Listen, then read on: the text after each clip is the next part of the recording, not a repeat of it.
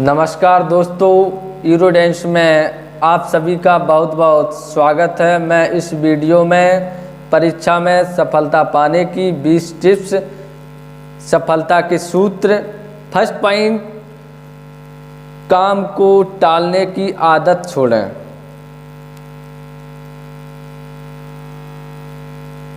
सभी स्टूडेंट ध्यान से सुनिए। मित्रों, यदि आप वास्तव में सफल होना चाहते हैं तो आपको कार्यों को टालने की आदत का त्याग करना होगा। जो कार्य जरूरी है उसे सही समय पर करें। आपने सुना होगा कि काल करें सो आज करें, आज करें सो अब, पल में प्रलय होगी बहुरी करेगा कब। जिसका मतलब है कि हमें कल के काम को आज और आज के काम को अभी कर लेना चाहिए। लेकिन आज की युवाओं ने एक नए दोहे को जन्म दे दिया है। उनका कहना है कि आज करें सो कल, काल करें सो परसों, इतनी जल्दी क्यों करें, अभी पड़े हैं बरसों। दोस्तों, पर सच्चाई क्या है ये हम सभी जानते हैं। इसलिए हमें काम को टालना नहीं चाहिए, बल्कि सभी जरूरी काम समय पर करने चाहिए। सेकंड पॉइंट, सभी दोस्तों ध्यान से सुनिए। हमारे सभी स्टूडेंट अध्ययन के लिए उपयुक्त स्थान का चयन करें। पढ़ाई करने के लिए एक उपयुक्त एवं शांत जगह का चुनाव करना बहुत ज़रूरी है। पढ़ाई का स्थान ऐसा होना चाहिए जहाँ पर पूरी एकाग्रता और शांत मन से बैठकर पढ़ा जा सके। यदि घर छोटा हो या घर में ऐसा कोई उपयुक्त स्थान ना हो तो घर के बाहर किसी शांत जगह, किसी दोस्त के घर या किसी पुस्तकालय, लाइब्रेरी में जाकर पढ़ना ज़्यादा अच्छा होगा। तीसरा पॉइंट, पढ़ाई के लिए समय सारणी बनाएं। जो भी विद्यार्थी सफल होना चाहता है उसके लिए आवश्यक है कि वह पढ़ाई के लिए निर्धारित किए गए समय की एक समय सारणी, कोष्ठक में लिख लीजिए टाइम टेबल, बनाएं। उस समय सारणी में हर विषय के लिए एक निश्चित समय आवंटित करें। यह एक सही समय सारणी बनाने पर ही आप हर विषय पर सही ध्यान दे पाएंगे। दोस्तों, केवल समय सारणी बना लेना ही पर्याप्त नहीं है, उसका पालन करना भी जरूरी है। 4 पॉइंट, खेल कूद एवं मनोरंजन के लिए समय दें। एक विद्यार्थी के सर्वांगीण विकास, कॉम्प्रिहेंसिव डेवलपमेंट के लिए ज़रूरी है कि उसे पढ़ाई के साथ साथ खेल कूद और अपने मनोरंजन के लिए भी समय देना चाहिए। खेल कूद से शारीरिक विकास होता है। घर के अंदर भी आप बुद्धिवर्धक खेलों, कोष्ठक में मेमोरी इम्प्रूवमेंट गेम्स का आनंद ले सकते हैं। 5 पॉइंट, बड़े कार्यों को छोटे छोटे भागों में बांटें। ये एक टिप्स है। ये जैसे कि उसमें ब्लैक में नहीं हेडिंग वगैरह डालते हैं, इसको हेडिंग कहते हैं। अब उसका आंसर लिखिए। कोई भी बड़ा कार्य जब हम करने लगते हैं तो शुरुआत में बहुत कठिन और असंभव लगता है, लेकिन जब हम उसे छोटे छोटे टुकड़ों में बांट देते हैं और तो वही काम आसान हो जाता है। 6 पॉइंट, अपने ऊर्जा स्तर को जानें। दिन में अलग अलग समय पर हर व्यक्ति की शारीरिक और मानसिक ऊर्जा का स्तर अलग हो सकता है। उदाहरण के तौर पर कुछ लोग सुबह के समय ज़्यादा फ्रेश और इन 6 पॉइंट सभी हमारे स्टूडेंट सामने बैठे हुए हैं, बड़े ध्यान से सुनिए। अपने ऊर्जा स्तर को जानें।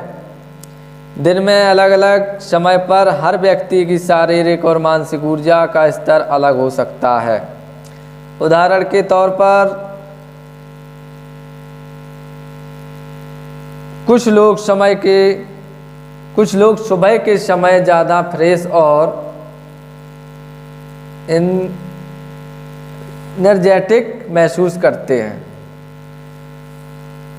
तो कुछ लोग शाम को या फिर रात के समय कुछ लोगों को सुबह उठकर पढ़ा हुआ ज़्यादा याद रहता है, तो कुछ को देर रात को पढ़ा हुआ।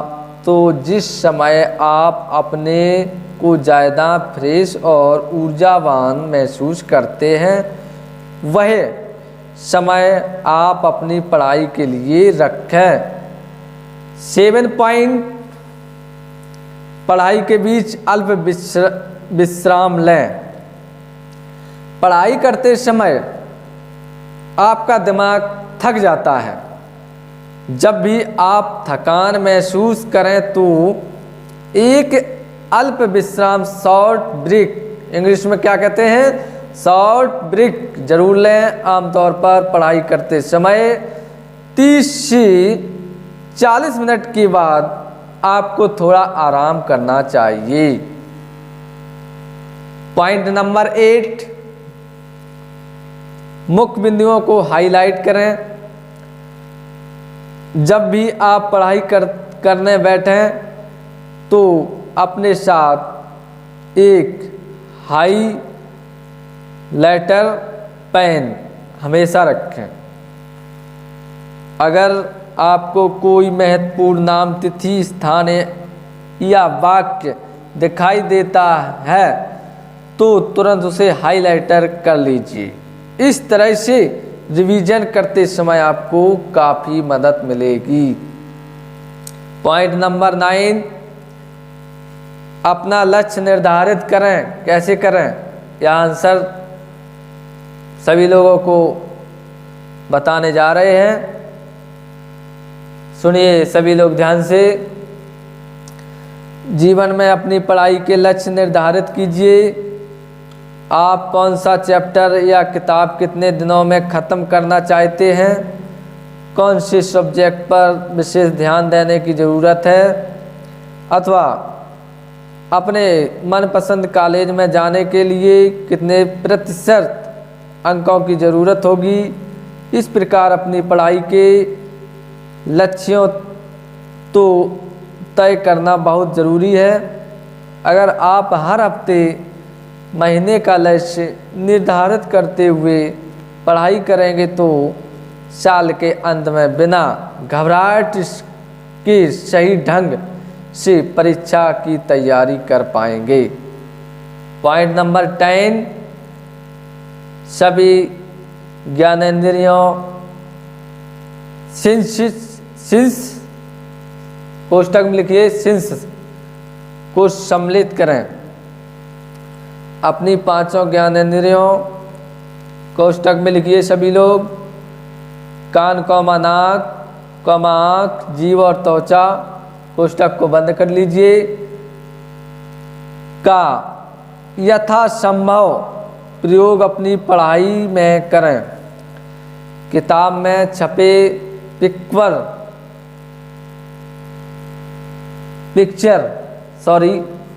पिक्चर और चार्ट्स आदि को ध्यान से देखें। यदि संभव हो तो लैब में प्रैक्टिकल करें या विषय से संबंधित मॉडल को छूकर देखें। आजकल किताबों के साथ सीडी भी आती है। इन सीडी से भी विषय को समझने में काफ़ी मदद मिलती है।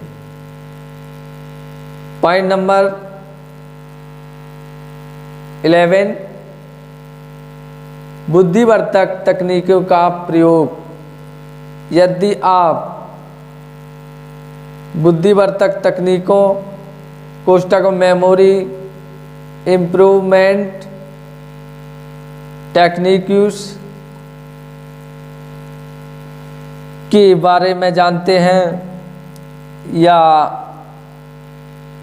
आपने इन्हें कहीं से सीखा है तो इनका प्रयोग अपनी पढ़ाई में ज़रूर करिए। ये टेक्निक बहुत ही वैज्ञानिक और रिजल्ट ओरिएंटेड होती है।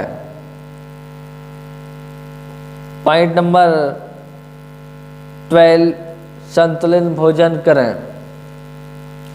एक पुरानी कहावत है, जैसा अन्न कामा वैसा मन, जिसका अर्थ है कि व्यक्ति जैसा अन्न खाता है वैसा ही उसका मन और शरीर बनता है।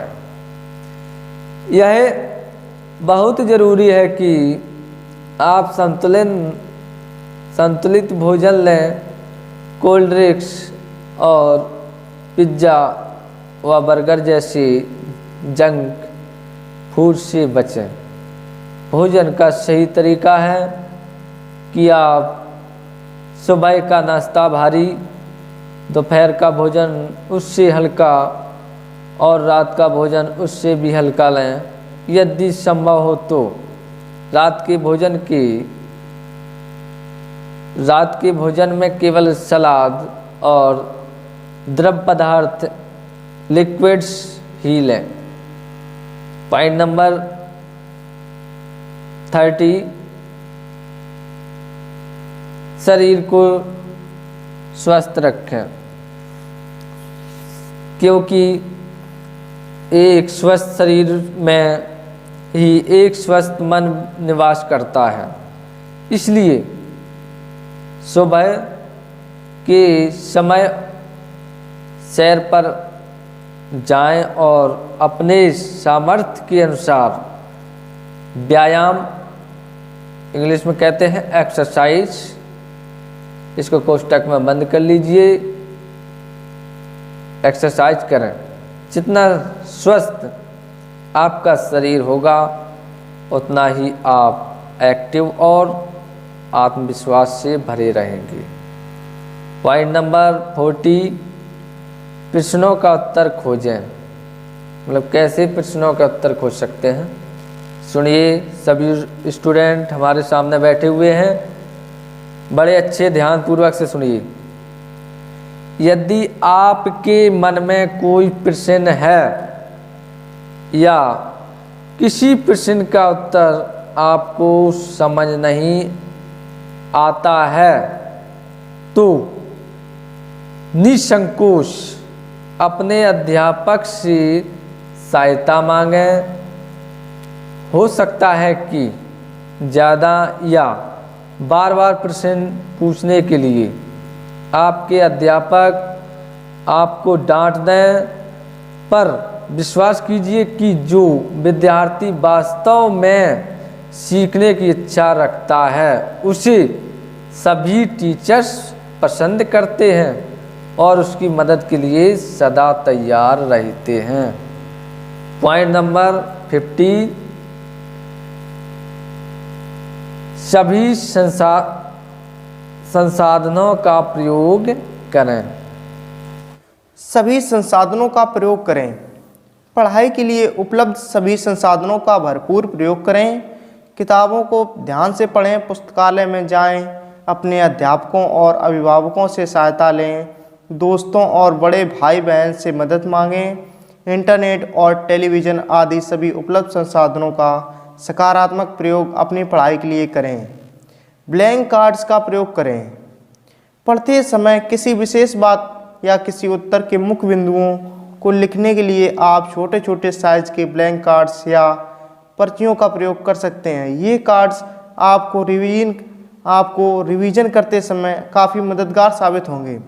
परंतु सावधान, इसका अर्थ यह नहीं निकाला जाना चाहिए कि आप इन्हें परीक्षा के समय नकल के रूप में प्रयोग करें। स्वयं को प्रोत्साहित करें। परीक्षा भवन में जाने से पूर्व स्वयं को प्रोत्साहित करें। जीवन की उन घटनाओं को याद करें जब आप सफल हुए थे। अपने आप को विश्वास दिलाएं कि आप पहले भी कभी कठिन परिस्थितियां एवं परीक्षाओं में सफल हो चुके हैं। इस परीक्षा में भी आप जरूर अच्छे अंकों के साथ सफल होंगे। इस प्रकार के सकारात्मक विचारों से आपका मनोबल बढ़ेगा और आप परीक्षा में अधिक बेहतर प्रदर्शन कर पाएंगे। प्रश्न पत्र को ध्यानपूर्वक पढ़ें। जब भी आप कोई परीक्षा देते हैं तो उत्तर लिखना शुरू करने से पहले प्रश्न पत्र को कम से कम 2 बार ध्यानपूर्वक पढ़ें। यह सुनिश्चित कर लें कि प्रश्न क्या है और उसका सही उत्तर क्या होगा। कई बार घबराहट में हम इस प्रश्न का सही उत्तर नहीं निकाल पाते और गलत उत्तर लिख देते हैं। अधिक मात्रा में जल लें। विज्ञान इस बात को प्रमाणित कर चुका है कि शरीर में जल का स्तर जितना अधिक रहता है उतना ही हमारा मस्तिष्क अधिक कुशलता के साथ कार्य करता है। इसलिए अधिक मात्रा में पानी पीना चाहिए। पढ़ाई करते समय अपने पास पानी की एक बोतल रखनी चाहिए। अगर संभव हो तो परीक्षा केंद्र में भी अपने साथ एक पानी की बोतल ले जाएं और समय समय पर पानी पीते रहें। शांत हो जाएं। परीक्षा में यदि उत्तर याद करने में कठिनाई हो तो घबराने की आवश्यकता नहीं है। घबराहट से स्थिति और अधिक बिगड़ जाती है। आंखें बंद करके कुछ पल के लिए चुपचाप बैठ जाएं और गहरी सांस लें। इससे आपके मन को शांत रहने में सहायता मिलेगी। फिर धीरे धीरे उत्तर याद करने की कोशिश करें। जो मुख्य बिंदु याद आए उसे कागज पर लिखें।